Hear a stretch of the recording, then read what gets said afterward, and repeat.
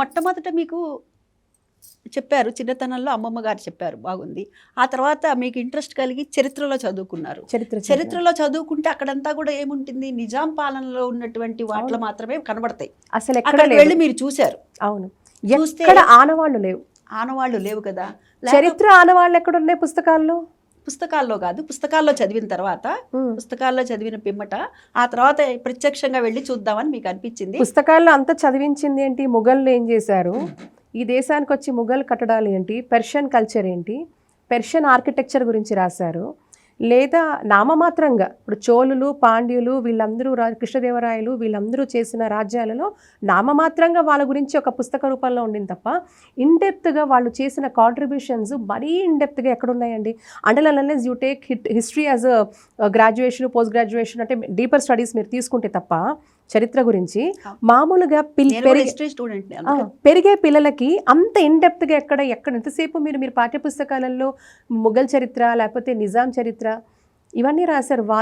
వాళ్ళు చేసిన ప్రయత్నాలే మీరు రాశారు తప్పించి. సో మీ నాలెడ్జ్ లిమిట్ అయిపోయింది. బేసిక్గా మీకు అవగాహన అనేది లిమిట్ అయిపోయింది. హైదరాబాద్ అనగానే మనకు గుర్తొచ్చేది నిజాముల సంస్కృతి మాత్రమే, వాళ్ళ సాంప్రదాయ కట్టుబాట్లు మాత్రమే. సో బయట నుంచి వచ్చిన ఇన్వేజన్ నుంచి, బయట నుంచి వచ్చిన సంస్కృతి ఇక్కడ ఏదైతే ఇక్కడ ఉందో, ఇక్కడున్న లోకల్ కల్చర్ ఏమైపోయింది.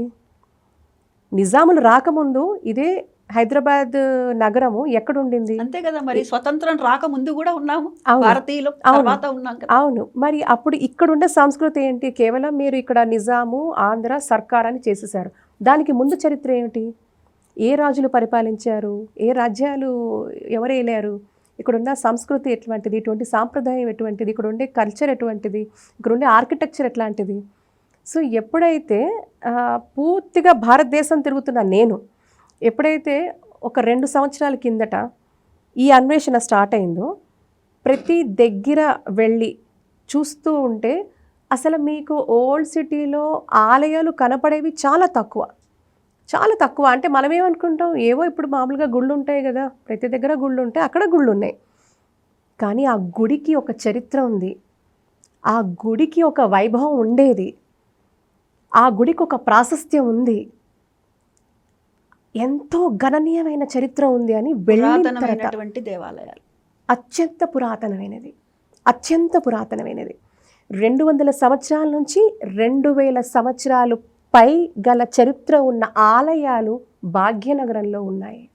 ధూపదీప నైవేద్యాలకు నోచుకోవడం పక్కన అసలు ఆనవాళ్లే లేని పరిస్థితి కదా, ఆనవాళ్ళు లేకుండా చేసేసారు. దుర్మార్గం అది, అత్యంత దుర్మార్గం అది. ఎవరు మళ్ళీ ఇంకొంచెం లోతుగా వెళ్ళినప్పుడు ఏంటంటే ఏదో మనం కూర్చొని మాట్లాడడం కాదు, అసలు ఏం జరిగింది. సో అలా జరిగినప్పుడు నిజాముల కాలంలో కూడా మొదట నిజాములు అందరూ బాగానే ఉన్నారు, వాళ్ళు మన గుళ్ళని ప్రోత్సహించేవారు, మాన్యాలు ఇచ్చారు, చక్కగా బ్రహ్మోత్సవాలు కూడా అద్భుతంగా చేయించేవారట. ఇవన్నీ ఒక ఆఖరి నిజాము రజాకర్ల టైం తప్ప, ఒక ఆఖరి నిజాం టైం వరకు వచ్చేసరికి రజాకర్ మూమెంట్ మనం చూసాం. అప్పుడు కొంత ఆలయ ధ్వంసం ఇలాంటివన్నీ చేసిన పరిస్థితి మనం పెద్ద ఎత్తున చూసాం. బట్ అది కాకుండా మిగతా నిజాములు ఎవరూ కూడా మన సంస్కృతిని కానీ మన ఆలయాలని కానీ వాడి జోలికి రాలేదు. పైపెచ్చు వాళ్లే డబ్బులు ఇచ్చేవారు, మాన్యాలు ఇచ్చేవారు, దగ్గరుండి ప్రతిష్టలు చేయించిన సంఘటనలు ఉన్నాయి. ఇప్పుడు మీరు రాంబాగ్ తీసుకుంటే, రాంబాగ్లో ఉన్న ఆలయం, అక్కడ సాక్షాత్తు అక్కడ ఉన్న నిజాం రాజు దగ్గరుండి ఆ స్వామివారు కల్లో కనపడి ఎక్కడో ఎవరికైతే వాళ్ళు తెద్దాం అనుకున్నారో, కేరళ నుంచి గద్వాల సంస్థానం నుంచి హైదరాబాద్ భాగ్యనగరంలో ఉన్న ఇప్పుడు రాంబాగ్లో ఉన్న ఆలయంలో రాముల వారు ఏదైతే సీతమ్మ, రామయ్య, లక్ష్మణస్వామి, ఆంజనేయ స్వామి వాళ్ళు అక్కడి నుంచి వచ్చారు. సాక్షాత్తు ఒక అప్పటి నిజాం రాజు దగ్గరుండి ఆ ప్రతిష్టలో పాల్గొన్నాడు, వైభవంగా మాన్యాలు ఇచ్చాడు, డబ్బులు ఇచ్చాడు, అన్నీ చేశారు. సో ఈ నెరేటివ్ మనకి ఎప్పుడు వినిపించలేదు, ఎవరు చరిత్రని అక్కడ దాచిపెట్టేశారు. అంటే ఒక పురాతనమైన దేవాలయం ఉన్నది అంటే కనుక ఆ దేవాలయానికి సంబంధించినటువంటి ఆగమం ఉంటుంది, అందులో కూడా ఆగమం ఉంటుంది. ఆగమంలో ఆ ప్రకారంగానే అక్కడ జరిగేటటువంటి బ్రహ్మోత్సవాలు కానీ వార్షికోత్సవాలు కానీ ఇవన్నీ కూడా జరుగుతాయి. దానికి సంబంధించినటువంటి మాన్యాలు అవి కూడా ఉంటాయి. బ్రహ్మోత్సవాలకు అప్పట్లో నిజాం సర్కారు యాన్యువల్ హాలిడే అట రాజ్యాల్లో, అంత వైభవంగా చేసేవారట. అంత వైభవంగా డబ్బులు ఇచ్చేవారట, అంత వైభవంగా మాన్యాలు ఇచ్చేవారట. మనకి ఒక పక్కన ఎలా చెప్పేవారు, ఇప్పుడున్న పరిస్థితుల్లో మనం చూస్తే వీళ్ళు అసలు నిజాంని చాలా నెగటివ్గా పిక్చరైజ్ చేశారు. కానీ ఆ రోజుల్లో వాళ్ళు మనని గౌరవించారు, మన ఆలయ జోలికి రాలేదు అప్పట్లో. ఇది ఒక నెరేటివ్ నేను బ్రేక్ చేశాను సక్సెస్ఫుల్గా.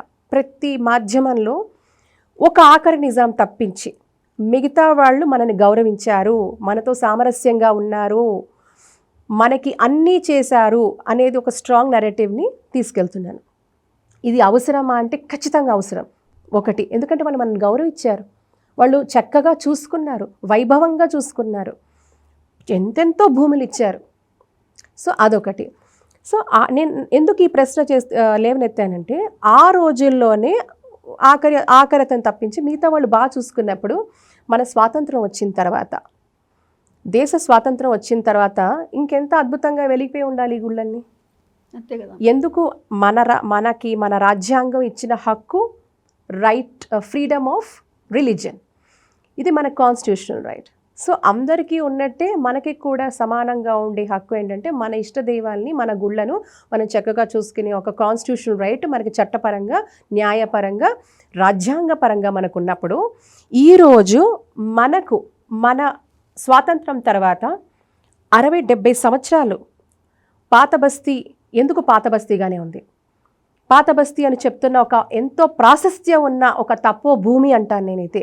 ఎందుకంటేనండి, ఈ 23 ఆలయాలు అని చెప్పారు చూసారా, ఈ 23 ఆలయాలు మేము వెళ్ళి మాట్లాడి సందర్శించి పనిచేస్తున్నప్పుడు మ్యాక్సిమం ఒక 80% ఆలయాలు ఇక్కడ సాక్షాత్తు స్వయంగా స్వామివారు, అమ్మవారు అనేక రూపాలలో స్వయంగా వెలిసిన స్వయంభూ క్షేత్రాలు ఇవన్నీను. కేవలం గుళ్ళు అనట్లేదు, ఇవి స్వయంభూ క్షేత్రాలు. అంత అద్భుతం. ఎంతోమంది మునీశ్వరులు, ఎంతోమంది తపస్సంపన్నులు, ఎంతోమంది అక్కడ వాళ్ళు ఋషులు తపస్సు చేసి, ఆ తపస్సు ద్వారా ఆ భగవంతుడిని మెప్పించి భూలోకానికి రప్పించి, ఆ భూలోకంలో మన భాగ్యనగరానికి రప్పించి స్వయంగా ఆ భగవంతుడే ప్రత్యక్షమైనట్టుగా చేసిన అన్ని పుణ్యక్షేత్రాలు. అందుకే దీన్ని నేను తపోభూమి అంటాను. నిజంగా అక్షర సత్యం, తపోభూమే. మరి అటువంటి ఎవరికి తెలుసు ఇది? ఎంతమందికి తెలుసు?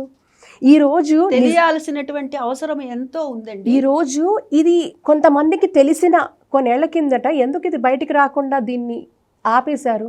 ఎందుకు దీని గురించి ప్రాశస్త్యం లేదు? ఎందుకు దీని మీద పుస్తకాలు లేవు? ఎందుకు దీని మీద ఆర్టికల్స్ లేవు? ఎందుకు దీని మీద ఒక చర్చ లేదు? ఎందుకు దీని మీద ఏ మీడియాలో కూడా బయటికి రాని పరిస్థితి ఎందుకు అంటే, అవగాహన లేదు కాబట్టి. అలాంటి ఆస్కారం లేకుండా ఎవరు చేశారు అనేది మా అన్వేషణ. ఎందుకు చేశారు అది ఒక ఆస్పెక్ట్.